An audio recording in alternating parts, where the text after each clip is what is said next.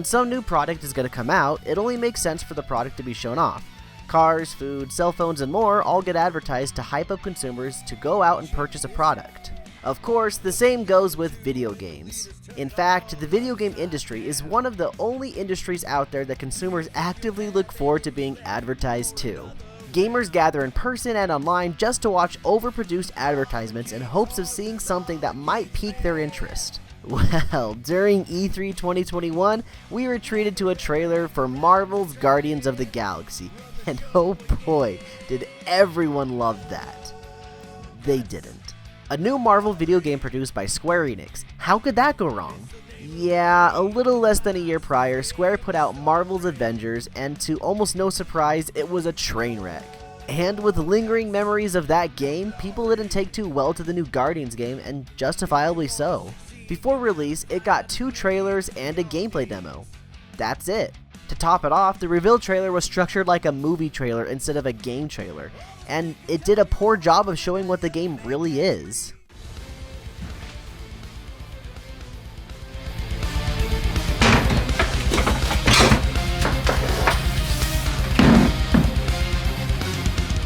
Nowadays, all games take inspiration from one another. It's almost impossible to find a completely unique game, and honestly, I think it's completely fine. I think that developers learning and adapting from other developers is a great thing, and it produces better games for us consumers. Guardians is no different. Gameplay is split between story and combat with a whole lot of dialogue to piece everything together. I'll talk about the story in a little bit, with some minor spoilers, but for now, let's focus on the gameplay. I found the combat of Guardians to be strikingly similar to Final Fantasy VII Remake. There were a number of similarities, although it did feel a bit watered down compared to Final Fantasy. Personally, I love the combat in Final Fantasy VII Remake, so I was pleasantly surprised to find Guardians taking several cues from it. I have a theory that Eidos Montreal was able to get some ideas from Final Fantasy while they were both in development. I obviously can't prove this, but it is a fact that both of their development times crossed, and they were both published by Square. Taking the tinfoil hat off, let's finally talk about the combat. Guardians plays like a hack and slash but with blasters. You play as Star-Lord, who uses dual blasters and his fists. You can shoot, punch, and perform special abilities. You can also give the other Guardians commands to use their own abilities. While choosing abilities, time all but slows to a halt so that you can select what you want, just like Final Fantasy VII Remake. Unlike Final Fantasy, you can only play as Star-Lord and are unable to switch between the other characters during combat. I sort of thought that this was an oversight. It probably could have been implemented fine, although there would have been a bit more dev time included. I will concede that it does make sense in the story to only play as Star-Lord, where he is the leader and all, but Final Fantasy lets you switch characters during combat, and it puts you back on the main character afterwards, so I mean, like, it could have still worked.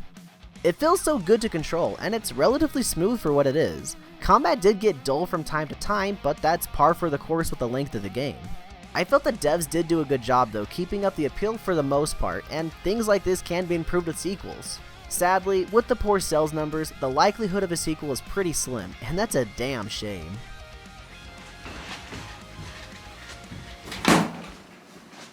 While the combat in Guardians is like a 7 out of 10, pretty much everything else is a strong 9 or a perfect 10. Each environment the game takes you to is breathtaking in its own right. Whether it be the incredible visuals or the intricate design, it is 100% eye candy. For someone that usually does the bare minimum to complete a game, I found myself exploring every nook and cranny to see what the game was hiding. Sometimes you'd get some upgrading materials, other times you'd find a charming little Easter egg, and accompanying all that you'd almost certainly get some witty dialogue to go along. Whoa, guys! There's this totally sweet pile of crap on the ground! It's so interesting! Let's all stick our fingers in it! Exploring the world is a simple way that the game makes each player's experience different, but the big one though is the branching dialogue paths. The different dialogue options usually don't make too big of an impact on the game, but they make it very apparent that whatever small change that happens is a direct result of your choice.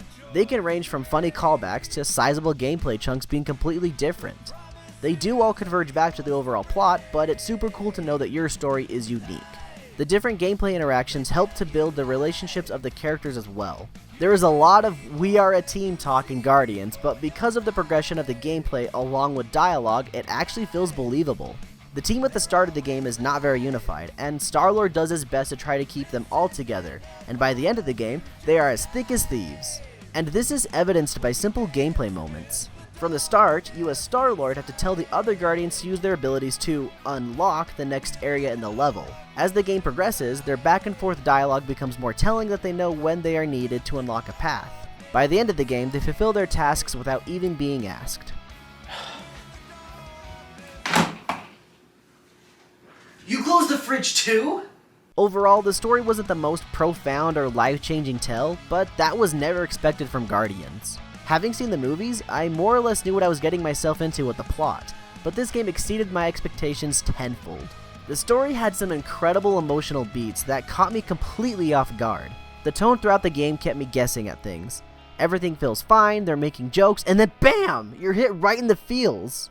The plot delves into each of the Guardians, and you really get to see what makes them tick. The dumb musclehead Drax has a soft side, the powerhouse Gamora is dealing with loads of insecurities, and so on.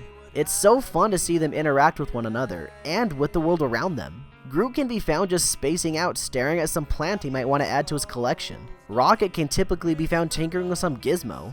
The cast feels so alive as a result, and their relationships are both endearing and hilarious. I don't think I've ever laughed out loud more while experiencing some form of media than I did while playing Guardians of the Galaxy.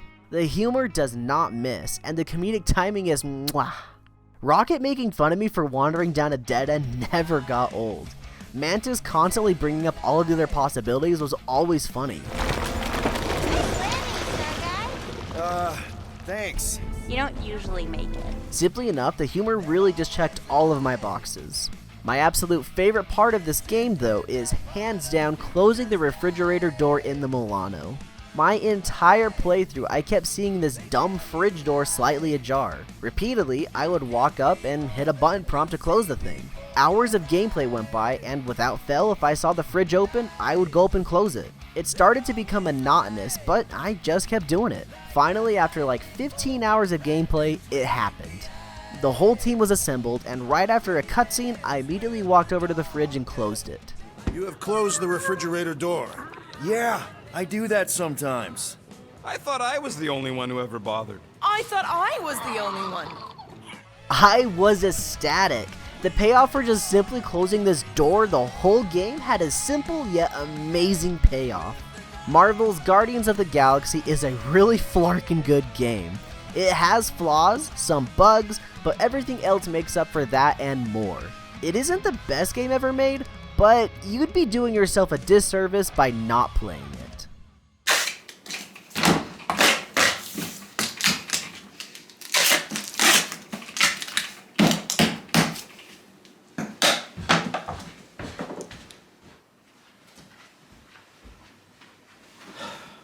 I think we need to address this. Clearly there's some kind of multiverse, something happened, and now I'm stuck in your world. I don't really see much of a problem. What's wrong with you just staying here? I can't stay! What if me being here, like, messes with the universe or something? Besides, I gotta get back to my friends. I left them in a pretty bad state. You can't go! After Thane died and Sky fell asleep, I didn't know what to do anymore. And then you came along and everything was good again. We can play games, hang out, and have fun.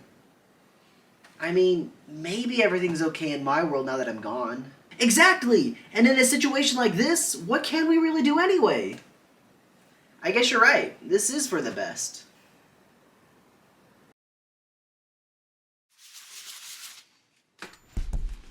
Wake up, you dumb mother.